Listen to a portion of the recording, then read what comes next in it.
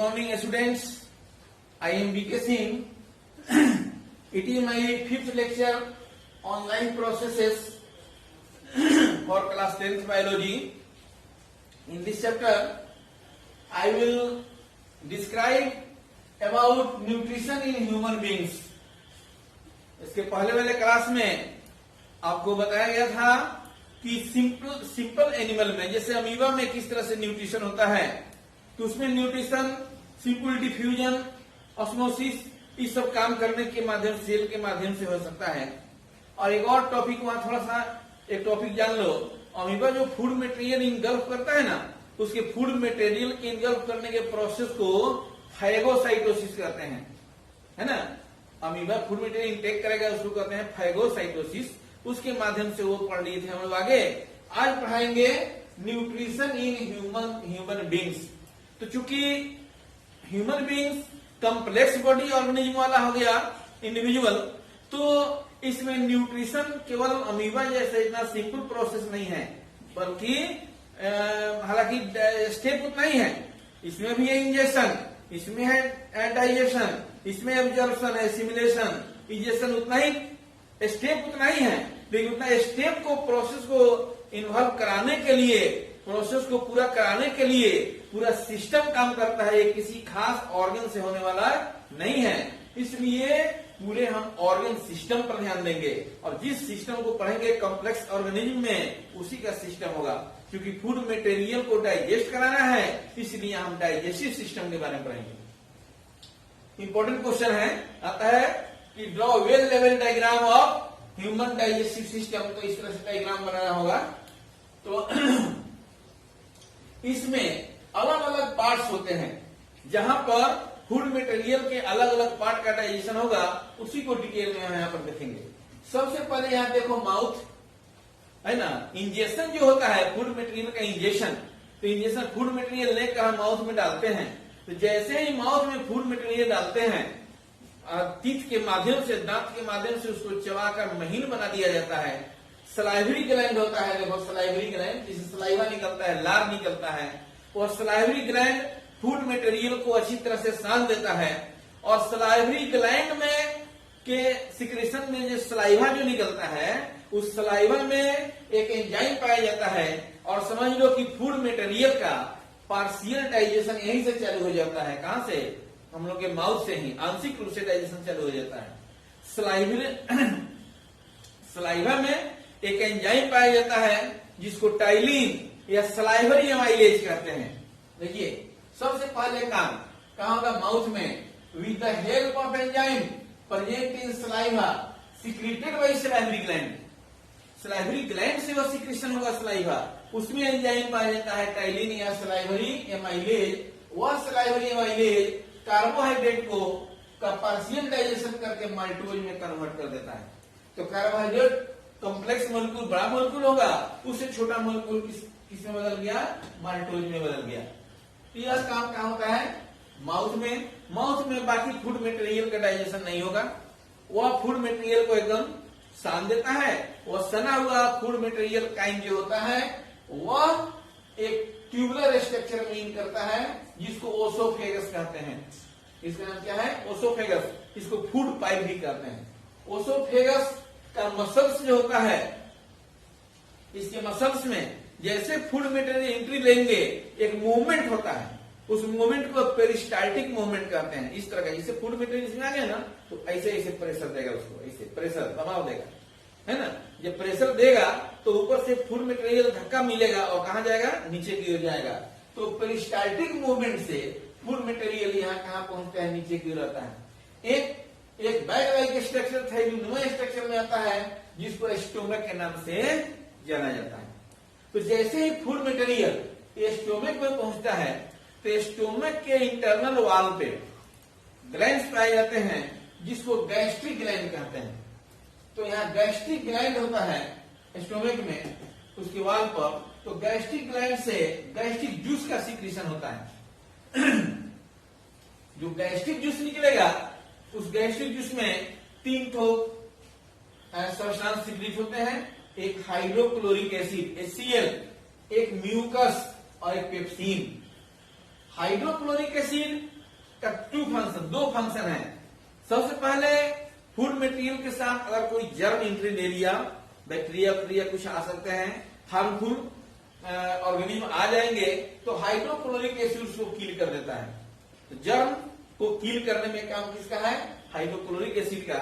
और सेकंड काम वहां का मीडियम, स्टोमक का मीडियम एसिडिक बना देता है, एसिडिफाई कर देता है।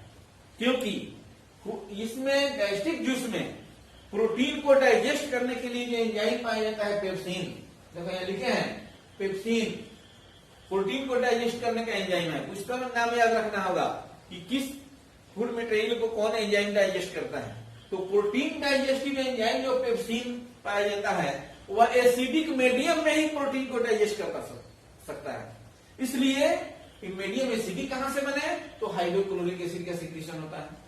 अब जान लो हाइड्रोक्लोरिक एसिड का नेचर तो क्रोसिव होता है ना।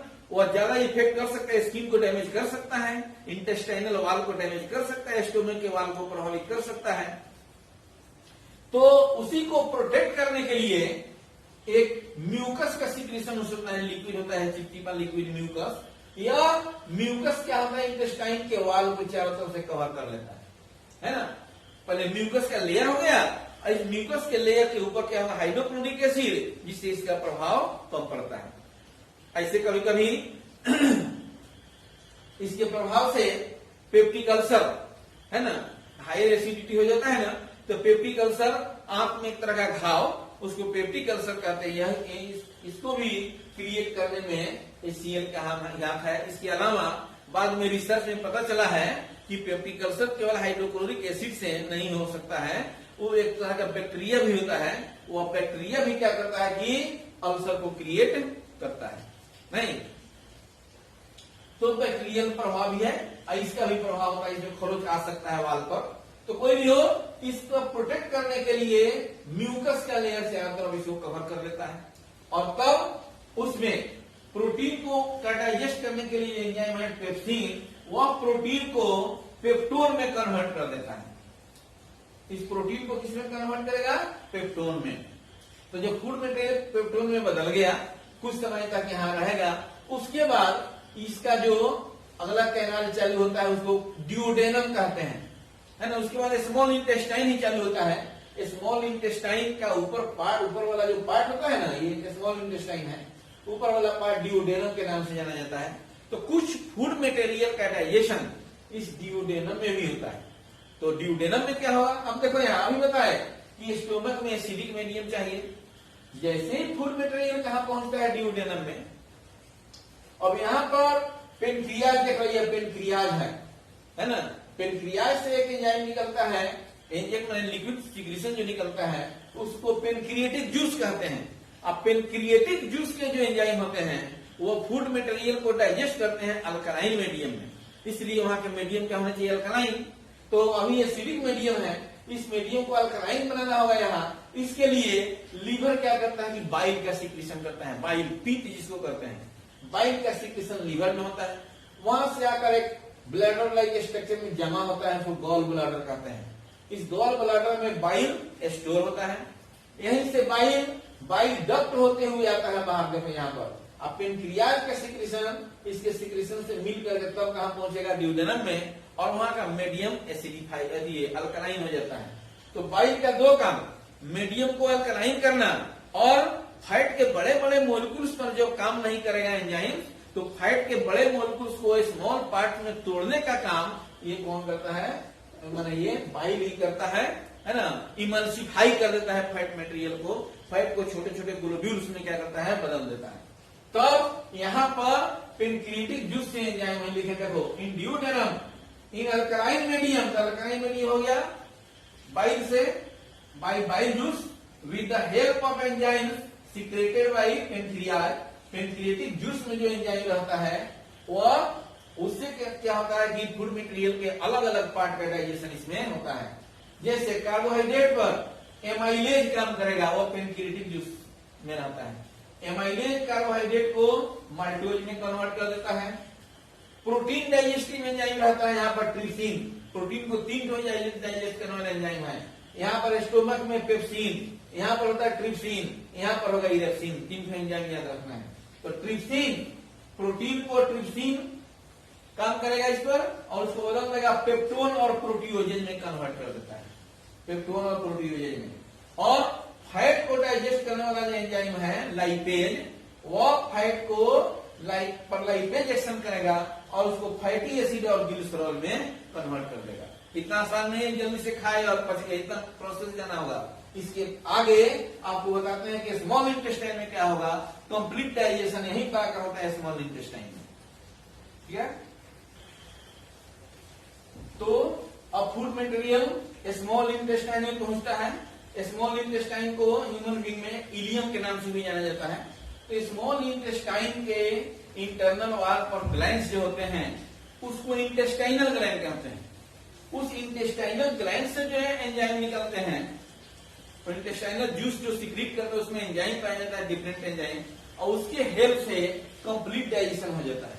देखो नाम है स्मॉल इंटेस्टाइन, लेकिन पूरा एलिमेंट्री कैनाल लगभग 9 साढ़े 9 मीटर का होता है, उसमें 6.5 मीटर 6.5 मीटर तक स्मॉल इंटेस्टाइन होता है। पतला है इसलिए नाम, लंबा है, लंबा इसलिए इसका नाम रखा गया कि ल्यूमेन इसका पतला है इसलिए स्मॉल इंटेस्टाइन, लेकिन लेंथ सबसे बड़ा।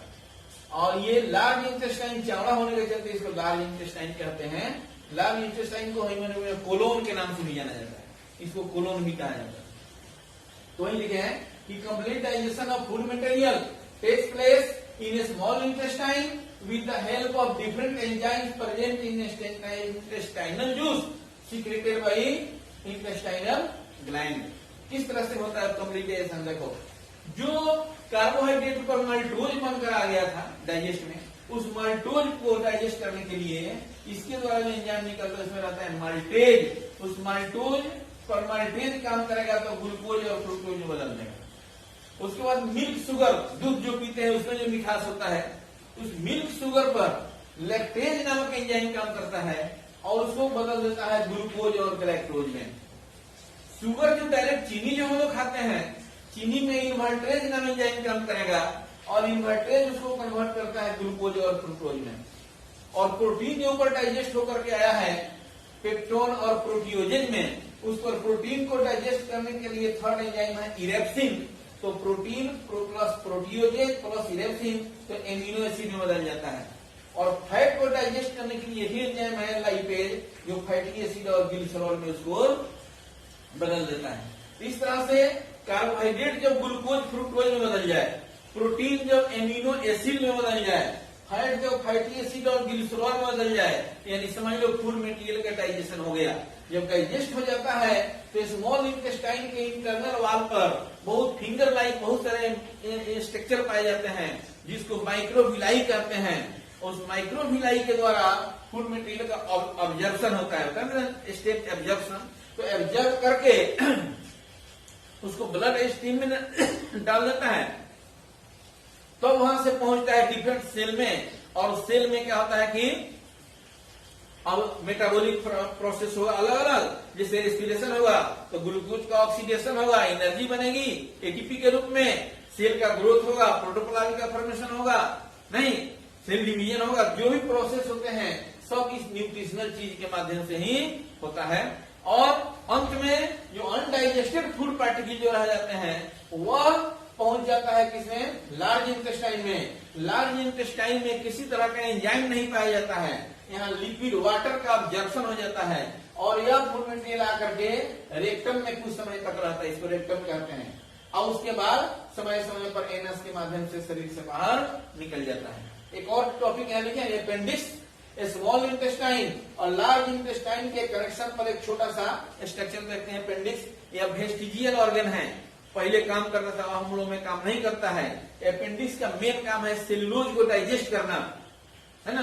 तो हम लोग के बॉडी में सेलुलोज का डाइजेशन नहीं होता है, इसके लिए जो गाय भैंस बकरी खरगोश जो ये हर्बीवोरस हैं उसमें अभी भी एक्टिव है अपेंडिक्स, और वहां पर सेलुलोज का डाइजेशन होता है, हम लोग में नहीं। वेस्टिजियल ऑर्गन है और शेषी अंग है, अगर यह फूल जाता है पेट में असहनीय दर्द हो सकती है, आदमी की मृत्यु भी इससे हो सकती है। इसलिए अगर ऑपरेशन होता है तो इसको काट करके हटा दिया जाता है, निकलवा दिया जाता है, समझ गए। तो यही है आपका न्यूट्रिशन इन ह्यूमन बीइंग में। अगर इसमें कोई प्रॉब्लम होगा तो कांटेक्ट कीजिएगा, मोबाइल नंबर भी है और इसको इसके स्क्रीनशॉट भी ले लो। थैंक्स।